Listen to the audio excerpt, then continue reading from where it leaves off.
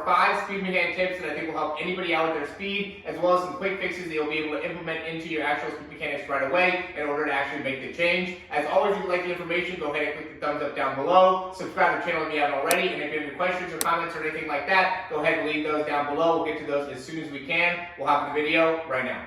Okay, so the first one that we see is people will end up, when they're sprinting, they'll get going pretty fast, and they'll end up going and start to fall forward, right? You can start to see people that will get to that habit of, getting themselves into this position, and what they end up having to do is kind of slow down or maybe even start stumbling in order to catch themselves because they start falling too far forward during their actual sprint. And so what you want to be able to do, or why that's actually happening, is because the foot is just getting too high back behind the athlete as they're running. So in order to fix that, what you just got to be able to do is, one, just give them that cue of not getting that foot too high. But the other thing is, as soon as you push off the ground, one of the key things that I talk about is instead of going and pushing back, right? A lot of people tell you to push back and really get a lot of extension out of that back leg. Well, it's important to be able to get a good toe off. You don't want to overcoach that push off because that will end up causing that athlete to fall forward. So what I tell them is just to be, as soon as their foot comes off the ground, to immediately flex that knee and drive that knee through to be able to help them in maintaining a little bit more upright overall posture.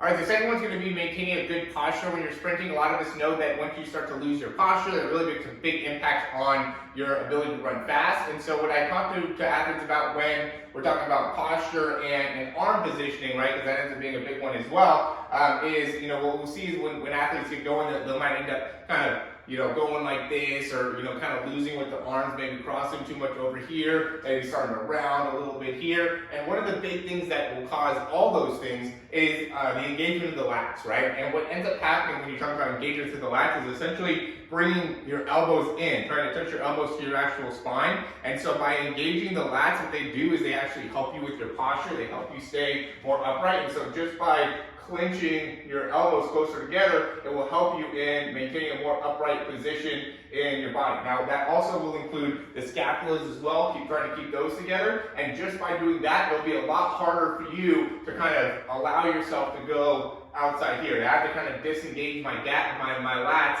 in order to allow myself to kind of turn like that. But when my lats are engaged and my shoulder blades are together, it's a lot easier to be able to maintain a good position within my spine. All right, the next one is going to be laying with the foot in a good position. I usually talk to athletes about being at about 5 to 10 degrees with that toe angle. You can have your foot facing straight ahead. That's not going to be a bad thing. You just don't want to end up having it toe turned out where you end up really going into a lot of pronation when you're landing. And a lot of times what that does, or what happens when you end up landing with your foot a little bit too turned out, is you just don't have the right range of motion within your actual ankle joint, or even when you're landing and you start collapsing in, if you're getting a lot of issues with like shin splints, things like that. And really what you need to be able to do is just get more dorsiflexion, which dorsiflexion is when you're bringing your toe towards your shin. And one of the things that I'll do for this is just, go up to any type of a box and just work on being able to drive my knee all the way up over my toe and just trying to get range like that. The other thing is to actually go into dorsiflexion, so I'm just driving my toe to my shin there. If you want to, I'll add a kettlebell to this as well. So I'll put a kettlebell here facing the other way, and I'm just going and driving my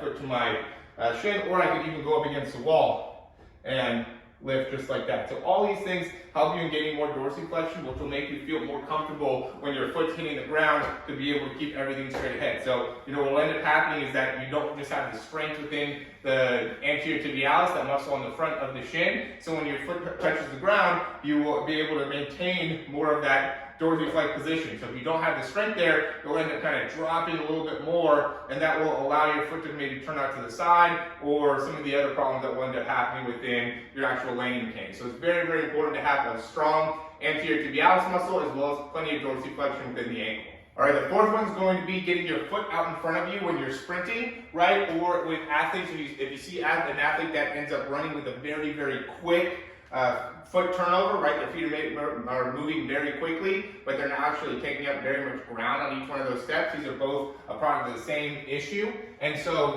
one of the big things you can talk about is just going and doing like that cycling drill and getting that foot out in front and be able to maintain that cycling position as you're going, right? So when you're here, just making sure that you get to this and then strike down. There's people that will go here and talk about just going like like that, right? That doesn't allow you to be able to really open up by going in and being able to extend and hit the ground like that. So you definitely want to be able to get extension with your knee before your foot ends up touching the ground. The other thing that I'll cue athletes with is just being able to get a little bit more vertical force when you're pushing off that back leg. So what ends up happening is if the legs end up turning over too fast, what that athlete's doing is they're getting all horizontal forces when they're running, but we all know that when you get to our top end speed and sprinting, you want to actually be getting vertical force as well as horizontal force. You want to get both of them, but if somebody is just turning over too much with their legs and not getting that distance, you got to be able to teach that vertical push off, right, and being able to cycle that leg right up and through, and then make sure that you're keeping that heel in a lower position as it's coming up underneath, right? They might end up being too far back here and allowing too much time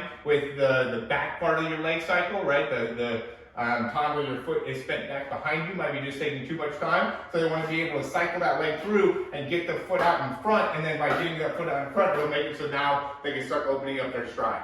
All right, the fifth one is going to be increasing the leg cycle. So now this is on the opposite side of what we just went over with, we just went over somebody that would end up going and not getting enough distance on each one of their steps. And now this time we're going to go over somebody that's getting a ton of distance on each one of their steps, right? But their feet are just not moving quickly. You can see them spending a lot of time with their legs on each one of their strides.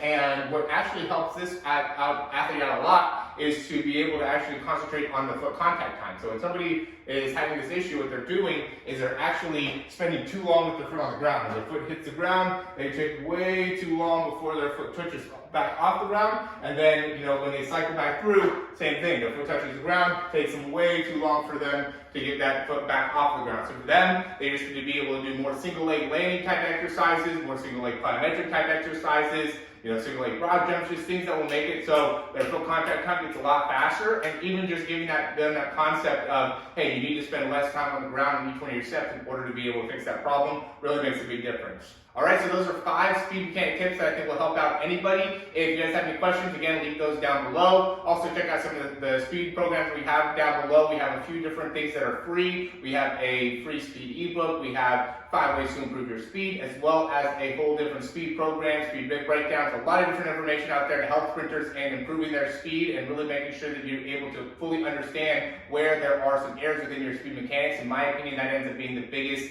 difference between somebody that's able to achieve really high-end levels of speed in comparison to novice levels of speed. It's just being able to understand where there are from a speed mechanic side, and that's what we do within our program, is we give you actual video breakdowns to be able to show you exactly what you need to be able to do in order to really improve your speed to the best of your ability. All right? As always, thanks for watching the videos. We'll talk to you soon.